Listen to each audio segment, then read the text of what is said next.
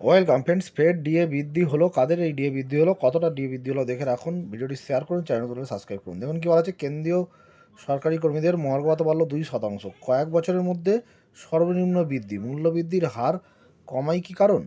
কেন্দ্রীয় সরকারি কর্মীদের 2% মহার্ঘ ভাতা বৃদ্ধিতে অনুমোদন দিল মন্ত্রিসভা।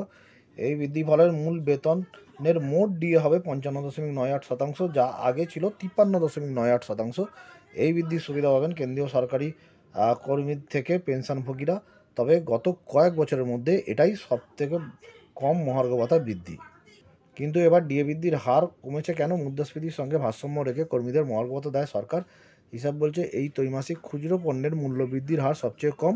এটাই ডিএ নির্ধারণের অন্যতম মানদণ্ড। সেই কারণে এবার ডিএ বৃদ্ধির হার কমেছে বলে মনে করা হচ্ছে। অন্যদিকে আগামী 1 এপ্রিল থেকে রাজ্য সরকারি কর্মীদের জন্য বর্ধিত ডিএ কার্যকর হবে, সে কথা গত মঙ্গলবার বিজ্ঞপ্তি দিয়ে জানিয়েছে নবান্ন। এর ফলে রাজ্য সরকারি কর্মীদের ডিএ বৃদ্ধি পেয়ে হয়েছে 18%। পেনশনভোগীরাও সুবিধা পাবেন, তাদের ডিআর বৃদ্ধি পেয়ে হয়েছে 18%।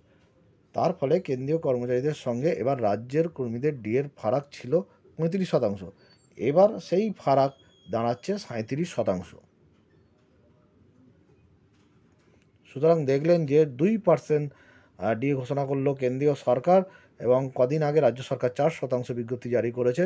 ফলে রাজ্যের সাথে কেন্দ্রের ফারাক কিন্তু আবার বাড়লো, বেড়ে হলো 37%। ধন্যবাদ।